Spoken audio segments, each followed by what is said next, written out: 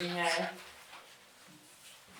Ilipa item number 11.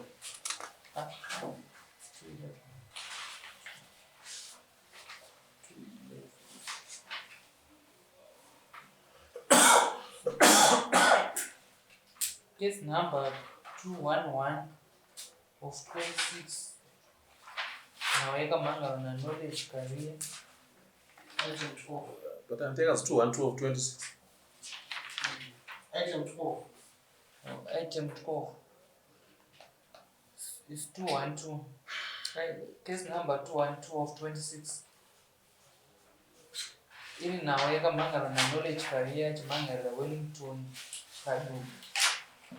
Yonda wadana yenda. Ndichakumbira vomumanga knowledge career usimuzero kuro ruchi kutedzera zvakataura mashuru.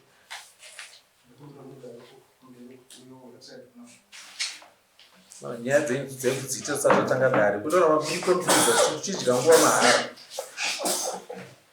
Ndichakumbira kuti usimuzero kuro ruchi kutedzera zvakataura mashuru.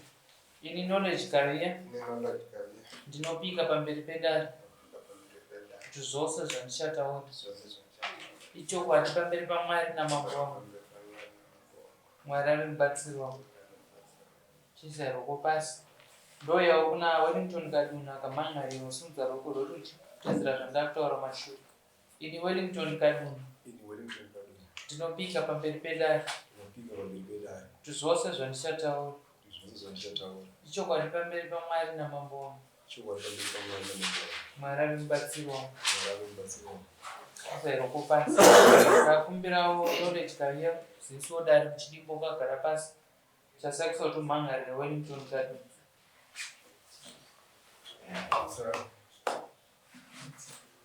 Ndinonzi knowledge career kugara kwaMutare College. Ndine nzvimbo yandakatengawo maererano nemhuri dzedu dzinenge dzakukura kuti tigone kuwanawo panenge pakatitambanukei. Saka ndine nzvimbo yandakabhadhara kuna Wellington Kaduna 2023. Ndikabhadhara mari inoitayo 900 US. Saka ndisati ndapedza kubhadhara sekuru Wellington Kaduna ndakazoona message vachiisa message mufoni mangu vachitivo pane madhira andakazoita, saka ndichakudzosera mari yako. Vachitivo vanondidzosera muna September 2024. Saka nanhasi vachingotiwo ndichakupawo kusvika pari. Saka zvazoita kuti ndiuye kuzomhangara nyaya yacho nekuti havana kukwanisa kuita zvavakavimbisa kusvika 2024 kusvika pari nhasi. Kaduna taura tinzwi.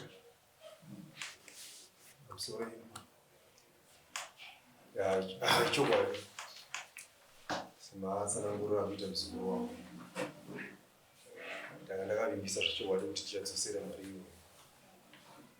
Asi mugore ndakatarisira kuti ndauda kuti ndinodzosera mari ndakabva ndaponderwa kubva vangu. Vakawanikwa vakaponderwa kwagoyera. Zvinova zvakandidzosera kumashure kuti ndikwanise kudzosera mari iyoyo nemuzukuru wangu.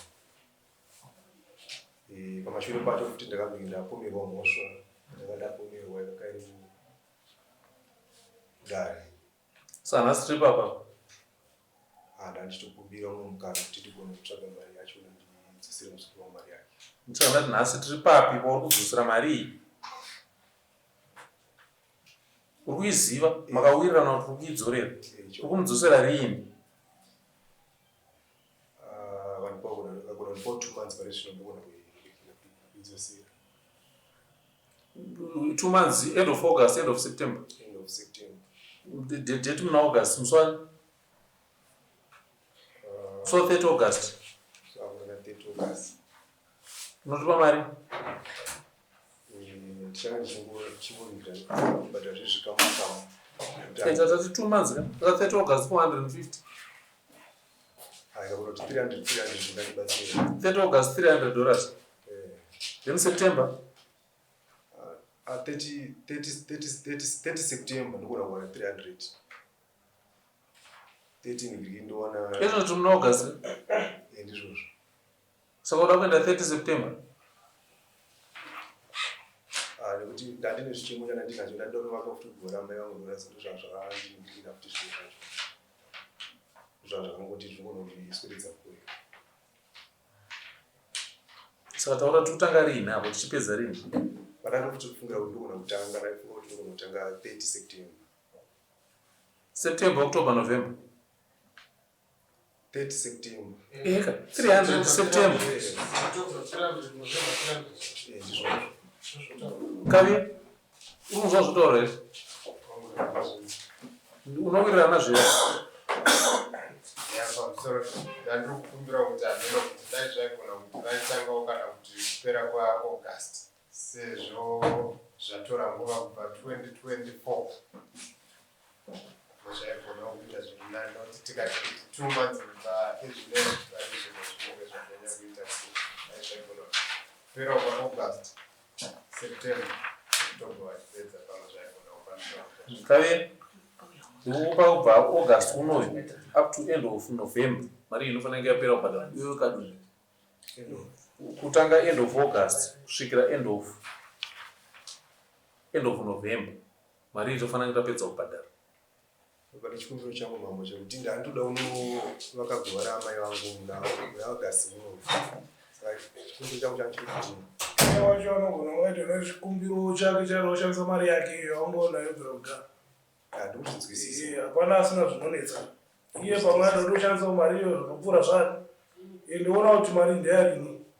Usingata kuwedzera mumwe mwedzi kana auzvona izvo 2023. Uyezve pandakatobhadhara mariyo ndakatenge nditoriwo neurwere hwemwana. Chakatozonditadzisa kuti nditopedzisa bhalansi yacho nenyaya yekuti mwana akabva azoshayawo zvekare. Saka ndo zvakazokonzeresa kuti ivo varambewo vachingoti apo napo nokuti we pay something August unoyu. Uratidze commitment yekutanga kubhadhara mari iyo. Asi by end of November mari inofanira yapera kubhadhara. Ngaitadze kusvika pa 300 but ita something muna August muno. Tizive kuti akutanga kubhadhara. But by end of November mari inofanira yapera. Because the breakdown yako yange iri $300 every month. So amazimenta kuti undigire $200 muna August.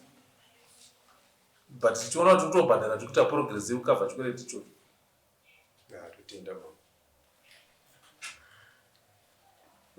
By end of November tofanira tapedza kubhadhara chikwereti ichi. Hatisina chikwereti. Ndizvo zvakavira. Zvakanaka tapedza. Mapepe enyu judgment zvinozvitora kuno kuofisi.